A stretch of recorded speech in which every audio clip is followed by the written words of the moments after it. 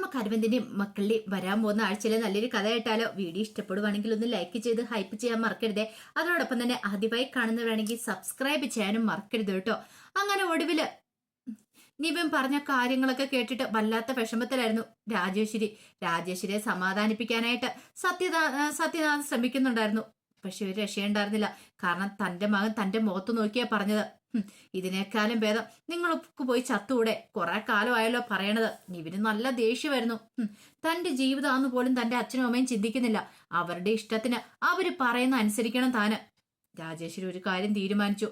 എന്തൊക്കെ വന്നാലും ശരി, അവന്റെ ഇഷ്ടം നടക്കാൻ പോകുന്നില്ല. ആ കാവേരിയെ സ്വന്തമാക്കണം എന്നായിരിക്കും അവന്റെ ഉദ്ദേശം. അത് ഈ ജന്മത്തിൽ നടക്കില്ല. താൻ ജീവനോടെ ഉണ്ടേ നടക്കില്ല. സത്യനാഥനോട് പറയുകയും ചെയ്തു, സത്യേട്ടാ, അവൻ രാഗിണിയുടെ കഴുത്തി താലി ആർത്തിയില്ലെങ്കിൽ പിന്നെ ഞാൻ ജീവനോടെ ഇരിക്കില്ല എന്ന്. സത്യനാഥൻ ആകെപ്പാടെ പെട്ടുപോയി. എന്ത് ചെയ്യണം? മകന്റെ ഭാഗത്ത് നിൽക്കണോ അതോ ഇനി രാജേശ്വരിയുടെ ഭാഗത്ത് നിൽക്കണോ എന്നൊരു ചിന്തയായി. ഒരു വശത്ത് മകനും ഒരു വശത്ത് രാജേശ്വരി. ഇതേ സമയം പണത്തിന് വേണ്ടിയിട്ട് വിനീതാണെങ്കിലും എല്ലാവരും നാനാ വഴി തന്നെ ഓരോ കാര്യങ്ങൾ ചെയ്ത് നോക്കുവാണ്. എങ്ങനെയെങ്കിലും കുറച്ച് പൈസ ഉണ്ടാക്കണം. 1ഉം 2ഉം അല്ല, 10 ലക്ഷം രൂപ ഉണ്ടാക്കണം. പിന്നെ സർജറിക്ക് വേണ്ടിയിട്ട് തിരുവനന്തപുരത്തേക്ക് പോവുകയും ചെയ്യണം. അവിടെയാണെങ്കിൽ നല്ല ചികിത്സയും കാര്യങ്ങളൊക്കെ കിട്ടുമെന്നൊക്കെ താര വന്ന് പറഞ്ഞിട്ടുണ്ടായിരുന്നു. നല്ല ഹോസ്പിറ്റലുണ്ട്, അവിടേക്ക് വാ, ഞങ്ങളൊക്കെ ഇല്ലേന്ന് പറയുകയും ചെയ്തായിരുന്നു. അപ്പൊ അതൊക്കെ കേട്ടപ്പം എല്ലാവർക്കും ഭയങ്കര സന്തോഷമായി. അവിടെ പോയി ചികിത്സ ചെയ്യുവാണെങ്കിൽ എന്നൊരു ചിന്ത അവരുടെ മനസ്സിലും ഉണ്ടാകുന്നുണ്ട്.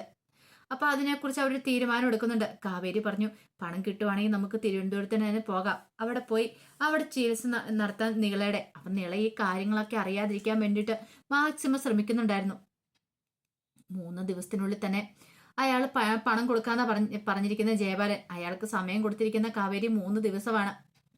പക്ഷേ എങ്കില് ഈ സമയത്ത് ജയപാലൻ കാര്യം തീരുമാനിച്ചു. എന്ത് വന്നാലും ശരി പണം കൊടുക്കാൻ പാടില്ല, പണം കൊടുക്കില്ല. അവൾക്ക് ചെയ്യാൻ പറ്റുന്ന അവൾ എന്താന്ന് വെച്ചാൽ ചെയ്യട്ടെ എന്ന്. പക്ഷെ കാവേരി അങ്ങനെ അടങ്ങിയിരിക്കാനായിട്ട് ഒരുങ്ങിയിട്ടുണ്ടായിരുന്നില്ല. കാവേരി നേരെ എന്ത് ചെയ്തു, ഒരു പരാതിയൊക്കെ എഴുതിക്കൊണ്ട് പോലീസ് സ്റ്റേഷനിലേക്ക് ചെല്ലുവാണ്. അങ്ങനെ ചെന്ന് പരാതി ഉണ്ട്, തനിക്ക് ജയപാലിനെതിരെ ഒരു പരാതി ഉണ്ടെന്ന് പറഞ്ഞു. അവിടുത്തെ പോലീസുകാരൻ ഈ പറയുന്ന ജയപാലിന്റെ കൂട്ടാണല്ലോ. അയാള് കാവേരി ഒരുമാതിരി ചോദ്യങ്ങളൊക്കെ ചോദിക്കുന്നു. അങ്ങനെ അതുപോലെ കാവേരിയെ ബുദ്ധിമുട്ടിപ്പിക്കുകയാണ്. കാവേരിക്ക് മനസ്സിലായി, ഇയാളുടെ അടുത്ത് പരാതി കൊടുത്തിട്ടുണ്ടെങ്കിൽ തനിക്കൊന്നും നടക്കാൻ പോകുന്നില്ല.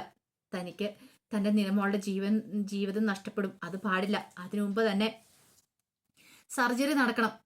കാരണം അധികം വൈകാതെ സർജറി നടക്കണം എന്നാണ് ഡോക്ടർ പറഞ്ഞിരിക്കുന്നത്. സർജറി നടക്കണമെങ്കിൽ പണം കിട്ടണം.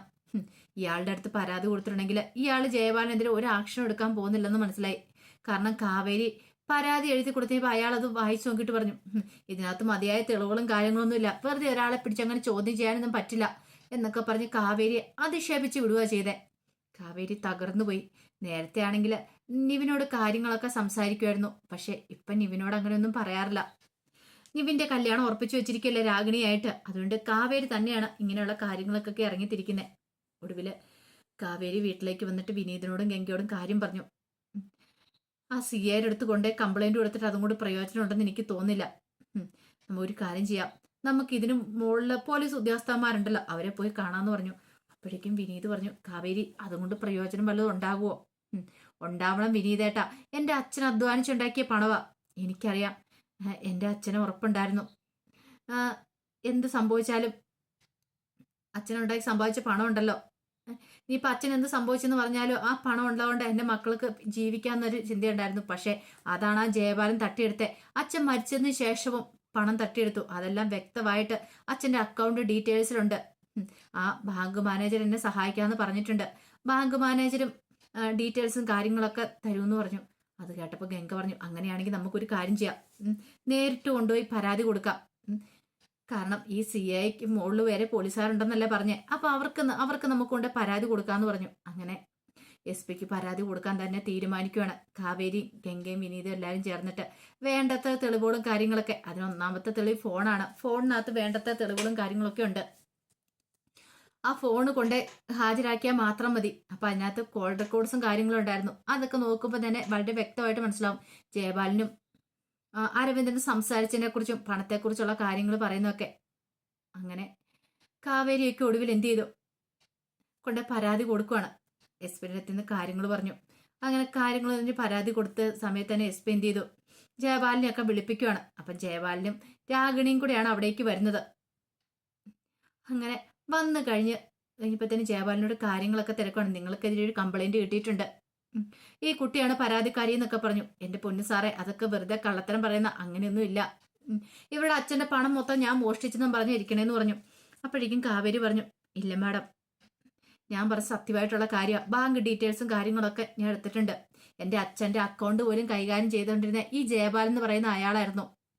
ബാങ്ക് മാനേജറും അത് പറഞ്ഞു കഴിഞ്ഞിട്ടുണ്ട്. എൻ്റെ അച്ഛൻ മരിച്ചിട്ടും ആ പണവും അക്കൗണ്ടിൽ കിടന്ന പണം മുഴുവനും ഇയാൾ എടുത്തു. ആ പണം പോലും ഞങ്ങൾക്ക് തന്നില്ല എന്ന് പറഞ്ഞു. പിന്നെ അത് മാത്രമല്ല, എൻ്റെ അച്ഛനും ഇയാളും തമ്മിലുള്ള സംസാരം കാര്യങ്ങളൊക്കെ കോൾ റെക്കോർഡ്സും കാര്യങ്ങളൊക്കെ എൻ്റെ ഫോണിനകത്തുണ്ട്. അതൊക്കെ തെളിവായിട്ട് ഞാൻ കാണിക്കാമെന്ന് പറഞ്ഞു. എല്ലാം കേട്ടപ്പോൾ ജയപാലിനൊരു ഞെട്ടലുണ്ടായി. ജയപാലിന് ഒരിക്കലും പ്രതീക്ഷ കാര്യമായിരുന്നില്ലത്. ഇങ്ങനെ ഒരു ടിസ്റ്റ് തനിക്കിട്ട് പണി വരുവാന്നുള്ള കാര്യം ജയപാലിന് മനസ്സിലായി. ഈ സമയം രാഗിണി അവിടെ ഉണ്ടായിരുന്നു. രാഗിണി പതുക്കെ പുറത്തേക്ക് പോയി. അപ്പോഴേക്കും കാവേരി പറഞ്ഞു, മാഡം, ഞാൻ ആ ഫോൺ എടുത്തുകൊണ്ട് തരാം. ആ ഫോണിനകത്ത് ഡീറ്റെയിൽസും കാര്യങ്ങളൊക്കെ ഉണ്ട്. അത് കണ്ടു കഴിയുമ്പോൾ മാഡത്തിന് മനസ്സിലാവും ഞാൻ എന്തുകൊണ്ടാണ് ഈ പരാതി തന്നെന്നുള്ള കാര്യങ്ങളൊക്കെ മനസ്സിലാവുന്നത്. അപ്പോഴേക്കും രാഗിണി എന്ത് ചെയ്തു, പുറത്തേക്ക് വന്ന് ഇപ്പൊ പുറത്ത് സ്കൂട്ടിക്കകത്ത് ഒരു പേഴ്സിനകത്തായിരുന്നു ഫോണിരുന്നേ. അരവിന്ദിന്റെ ഫോണിരുന്നേ. രാഗിണി ആ ഫോൺ അടിച്ചു മാറ്റുവാണ്. പക്ഷേങ്കിൽ ഇത് കാവേരി അറിഞ്ഞിട്ടുണ്ടായിരുന്നില്ല. അങ്ങനെ ഒടുവിൽ എന്ത് ചെയ്തു, ഫോൺ അടിച്ചു മാറ്റി കഴിഞ്ഞിട്ട് അവളൊന്നും അറിയത്തില്ലാത്ത മട്ടിൽ അങ്ങോട്ട് പോവാണ്. കുറച്ച് കഴിഞ്ഞപ്പോഴത്തേനും കാവേരി പുറത്തേക്ക് ഇറങ്ങി വന്നു. ഫോൺ നോക്കി ഫോൺ കാണുന്നില്ല. ഇതിനകത്തായിരുന്നില്ല ഫോൺ വെച്ച. അപ്പോഴേക്കും ഗംഗ ചോദിച്ചു, എന്താ കാവേരി? അതെ, ഫോൺ ഇല്ല എന്ന് പറഞ്ഞു. ഇല്ലേ? ഇല്ല, ഫോൺ കണ്ടില്ല എന്ന് പറഞ്ഞു. അത് കേട്ടുകഴിഞ്ഞപ്പോൾ ഗംഗയ്ക്കും ഭയങ്കര വെപ്രാളമായി. ഇനിയിപ്പോൾ എന്ത് ചെയ്യും? തെളിവുകളാണല്ലോ അതിനകത്തുള്ളതെന്ന് പറഞ്ഞു. അത് സമയത്താണ് ജയപാലനൊക്കെ പുറത്തേക്ക് ഇറങ്ങി വരുന്നത്. ജയപാലിനും രാഗിണിയും കൂടെ ഉണ്ടായിരുന്നു. ജയപാലൻ വന്നിട്ട് ചോദിച്ചു, എന്താ കാവേരി, എന്ത് പറ്റിയെന്ന് ചോദിച്ചു. നീ എന്തൊക്കെയോ തെളിവുകൾ കൊടുക്കുമെന്ന് പറഞ്ഞല്ലോ, എന്നിട്ട് ഇപ്പൊ എന്തായെന്ന് ചോദിച്ചു. അത് കേട്ടതും കാവേരി പറഞ്ഞു, നിങ്ങൾ എന്താ വിചാരിച്ചോണ്ടിരിക്കണേ? അതെ, എൻ്റെ ഫോൺ പോയിട്ടുണ്ടെങ്കിൽ, എൻ്റെ അച്ഛൻ്റെ ഫോൺ പോയിട്ടുണ്ടെങ്കിൽ അതിനകത്തെ തെളിവുകളൊക്കെ നഷ്ടപ്പെട്ടു പോകുന്നു. കാവേരി ബുദ്ധിമതിയായിരുന്നു. അതിനകത്തെ കോൾ റെക്കോർഡ്സും കാര്യങ്ങളൊക്കെ കാവേരി തൻ്റെ ഫോണിലേക്ക് സെൻഡ് ചെയ്തിട്ടുണ്ടായിരുന്നു. എല്ലാ ഡീറ്റെയിൽസും കാര്യങ്ങളും. എങ്ങാനും എന്തെങ്കിലും കാരണവശാൽ അത് നഷ്ടപ്പെട്ടു പോയാലോന്ന് ഓർത്തിട്ട്. പക്ഷെ അതൊന്നും ജയപാലൻ പ്രതീക്ഷിച്ചിട്ടുണ്ടായിരുന്നില്ല. അങ്ങനെ ഒടുവിൽ എന്ത് ചെയ്തു, കാവേരി തൻ്റെ ഫോണിനകത്തുള്ള ഡീറ്റെയിൽസ് കൊണ്ടേ കൊടുക്കുകയാണ്. അങ്ങനെ ജയപാലനിട്ടുള്ള പണി കിട്ടുന്നുണ്ട്. ഒടുവിൽ പോലീസ് സൂപ്രണ്ട് പറഞ്ഞു, പണം തിരിച്ചു കൊടുക്കണമെന്ന് ആവശ്യപ്പെടുകയാണ്. ജയപാലൻ ആകെപ്പാടെ പെട്ടുപോയി. ഇത്രയ്ക്ക് പ്രതീക്ഷിച്ചിട്ടുണ്ടായിരുന്നില്ല. കാവേരിയുടെയൊക്കെ ഏറ്റവും വലിയ ആവശ്യം എന്ന് പറഞ്ഞിട്ടുണ്ടെങ്കിൽ പണം കിട്ടുവാണെങ്കിൽ തൻ്റെ അനുജത്തിയുടെ സർജറി നടത്തണം. അത് എത്രയും പെട്ടെന്നെങ്കിൽ എത്രയും പെട്ടെന്ന്. അത് മാത്രമല്ല, SP ഒരു വനിതയും കൂടെ ആയതുകൊണ്ട് കാര്യങ്ങൾ കുറച്ചുകൂടി എളുപ്പമായി. കാവേരി നിലയുടെ കാര്യവും പറഞ്ഞിട്ടുണ്ടായിരുന്നു, എൻ്റെ അനുജത്തിയുടെ സർജറിക്ക് വേണ്ടിയിട്ടാന്നുള്ള കാര്യങ്ങൾ. അങ്ങനെ ഒടുവിൽ ജയപാലൻ പണം കൊടുക്കാമെന്ന് സമ്മതിക്കുവാണ്. അല്ലാതെ ജയപാലിന് വേറെ നിവൃത്തി ഉണ്ടായിരുന്നില്ല. ജയപാലിൻ്റെ എല്ലാം അങ്ങനെ തകർന്നുപോയി. കാരണം ജയപാലിൻ്റെ എല്ലാ പ്രതീക്ഷകളും തകർന്നുപോയി. ഇതേ സമയത്ത് നിവിന് വല്ലാത്തൊരു വെപ്രാളമായിരുന്നു. രാഗിണിയുമായിട്ടുള്ള എൻഗേജ്മെന്റ് ഒരു ദിവസം കൂടെ ഉള്ളൂ. പക്ഷെ എന്ത് സംഭവിച്ചാലും താൻ അതിന് സമ്മതിക്കില്ല എന്നൊരു ചിന്തയായിരുന്നു. പിന്നീട് അവന് പോകുന്ന സമയത്ത് യമുനയെ കാണുവാണ്. യമുനയെ കണ്ടു കഴിഞ്ഞപ്പോഴത്തേനും യമുനയുടെ അടുത്തേക്ക് നിവിൻ ചെന്നു. നിവിൻ ചെന്നിട്ട് കല്യാണക്കുറി കാണിക്കുകയാണ്. ഇത് കണ്ടോ, നാളെ എൻ്റെ എൻഗേജ്മെന്റ് ആണ്. പക്ഷെ ഒരു കാര്യമുണ്ട്, ഒരു കാരണവശാലും ഈ വിവാഹം നടക്കില്ല. ഈ വിവാഹം നടക്കാൻ ഞാൻ സമ്മതിക്കില്ല എന്ന് പറഞ്ഞു. അത് കേട്ടപ്പം യമുന കരുതിയത് എന്താ, യമുനയുള്ള സ്നേഹം കൊണ്ടായിരിക്കും ഇവനാണ്ട് ഈ വിവാഹത്തിൽ നിന്ന് പിന്മാറുന്നേ. യമുന ചോദിച്ചു, സത്യം പറഞ്ഞു ഇവനേണ്ട അപ്പൊ രാഗിണി വിവാഹം കഴിക്കില്ലേ? പറ്റിക്കുമായിരുന്നു അപ്പൊ ഇത്രയും നാളും. ഞാൻ ആരും പറ്റിച്ചിട്ടൊന്നും ഇല്ലാന്ന് പറഞ്ഞു. അപ്പൊ യമുന കരുതിയത് യമുനയെ പറ്റിച്ചിട്ടില്ല എന്നാ. പക്ഷെ കാവേരിയാണ് നിവിന് ഉദ്ദേശിച്ചത്. അങ്ങനെ അവർ സംസാരിച്ചുകൊണ്ടിരിക്കുമ്പോഴത്തേനും കാവേരി അങ്ങോട്ടേക്ക് വരുന്നുണ്ട്. കാവേരി വന്നു കഴിഞ്ഞപ്പോഴത്തേനും പെട്ടെന്ന് നിവിൻ അങ്ങോട്ടേക്ക് പോവാണ്. കാവേരിക്ക് തോന്നി എന്തോ നിവിൻ എന്തിനാ വന്നേ, തന്നോട് ഇപ്പൊ പഴയതുപോലെയല്ല, അങ്ങനെ സംസാരം കാര്യങ്ങളൊന്നും ഇല്ല. അല്ലെങ്കിലും കാവേരി ഇപ്പൊ നിവിനെ മൈൻഡ് ചെയ്യാൻ പോലും പോകുന്നുമില്ല. നിവിനത് വല്ലാത്തൊരു ബുദ്ധിമുട്ടുണ്ടായിരുന്നു. നിവിന്റെ മനസ്സിലൊരു ആഗ്രഹം ഉണ്ടായിരുന്നു, അച്ഛനോടും അമ്മയോടും പറഞ്ഞിട്ട് കാവേരിയുടെ ഇഷ്ടം തുറന്നു പറയണമെന്ന്. പക്ഷെ അത് നടക്കാത്തതുകൊണ്ട് നിവിനും ഭയങ്കര വിഷമം ഉണ്ടായിരുന്നു. ഒടുവില് യമുനയുടെ സങ്കടം കണ്ടു കഴിഞ്ഞപ്പോഴത്തേനും കാവേരി യമുനയോട് ചോദിച്ചു, എന്താ യമുനെ, നീ എന്തിനാ വിഷമിച്ചിരിക്കണമെന്ന് ചോദിച്ചു. അല്ല, നിവിന് എൻ്റെ കല്യാണത്തിന് താല്പര്യമില്ല എന്ന് പറഞ്ഞു. ആ രാഗിണിയെ വിവാഹം കഴിക്കാനെന്നൊക്കെ പറഞ്ഞു. പക്ഷേങ്കിൽ തന്നോട് ഇഷ്ടമാണെന്നുള്ള കാര്യം യമുന പറഞ്ഞില്ല. ഒടുവില് നിവിൻ എന്ത് ചെയ്തു, ഒരു കാര്യം തീരുമാനിച്ചു. ഇനിയെങ്കിലും കാവേരിയോട് തൻ്റെ ഇഷ്ടം തുറന്നു പറയണം. പറയാതിരുന്നിട്ട് കാര്യമില്ല. അങ്ങനെ കാവേരിയെ പോയി കാണുവാണ്. കുറെ സമയത്ത് ആലോചിച്ചൊരു തീരുമാനം എടുത്തതിന് ശേഷമാണ് കാവേരിയുടെ ഇഷ്ടം തുറന്നു പറയാനായിട്ട് ചെല്ലുന്നത്. എനിക്ക് നിന്നെ ഇഷ്ടമാണ്, അതുകൊണ്ടാണ് ഞാൻ ഈ വിവാഹത്തിന് സമ്മതിക്കാത്തെന്നുള്ള കാര്യം കാവേരിക്ക് വല്ലാത്തൊരു ഞെട്ടൽ തന്നെയായിരുന്നു. കാവേരി അപ്പം തന്നെ അതിന് മറുപടി കൊടുക്കുകയും ചെയ്തു.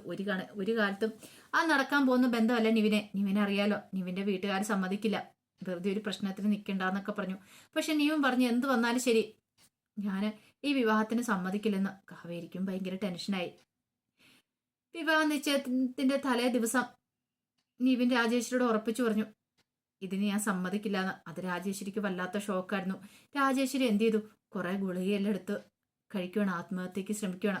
അങ്ങനെ ഒടുവിൽ രാജേശ്വരി ഹോസ്പിറ്റലിലാവണം. ഇതറിഞ്ഞു കഴിഞ്ഞപ്പോൾ തന്നെ നിവിൻ പാഞ്ഞു ചെല്ലുമ്പത്തിനും സത്യനാഥൻ നിവിനെ കാണാൻ പോലും സംഭവിച്ചില്ല. രാജേശ്വരി നീ ഒറ്റയൊരുത്തിന് എല്ലാത്തിനും കാരണം, നീ കാരണമാണ് ഇപ്പം നിന്റെ അമ്മ ഇങ്ങനെ വയ്യാതെ കിടക്കുന്നത്. അവർക്ക് എന്തെങ്കിലും സംഭവിച്ചു പോയിട്ടുണ്ടെങ്കിൽ പിന്നെ ഞാനും കൂടെ തീർന്നു പോകത്തുള്ളൂ. നീ നിന്റെ ഇഷ്ടം പോലെ ജീവിക്കാനൊക്കെ പറഞ്ഞു.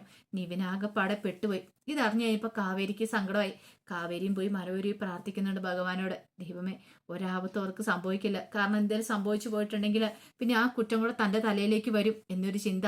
അങ്ങനെ എന്താണെങ്കിലും ഒടുവിൽ രാജേശ്വരി 1-2 ദിവസം കഴിയുമ്പോഴത്തേനും ഓക്കെ ആയിട്ട് വരുവാണ്. രാജേശ്വരി കുറവായി വന്നു. നിവിന് മനസ്സിലായി തൻ്റെ അമ്മ ഒരു കാരണവശാലും സമ്മതിക്കില്ല എന്ന്. നിവിന് വേറെ ഓപ്ഷൻ ഉണ്ടായിരുന്നില്ല. ഇതേ സമയം കാവേരിയുടെ സർജറിക്ക് വേണ്ടുന്ന പൈസയൊക്കെ ആയി കഴിഞ്ഞപ്പോൾ അവർ തിരുവനന്തപുരത്തിന് പോകാൻ തന്നെ തീരുമാനിക്കുകയാണ്. ജയബാലൻ കുറെ പൈസ കൊടുക്കാതിരിക്കാൻ പറ്റില്ലല്ലോ. അങ്ങനെ അവർ ഒടുവിൽ സ്നേഹതീരത്തിൽ നിന്ന് തിരുവനന്തപുരത്തിലേക്ക് നിളയുടെ സർജറിക്ക് വേണ്ടി പോവുകയാണ്. അപ്പം അതിൻ്റെ കഥകളൊക്കെയാണ് നമ്മൾ കാണുന്നത്. ആ വിശേഷങ്ങളൊക്കെ നമുക്ക് എല്ലാവർക്കും കാത്തിരിക്കാം കേട്ടോ. ഒരിക്കൽ കൂടി എല്ലാവർക്കും ശുഭരാത്രി നേർന്നുകൊണ്ട് നിർത്തുന്നു. നന്ദി.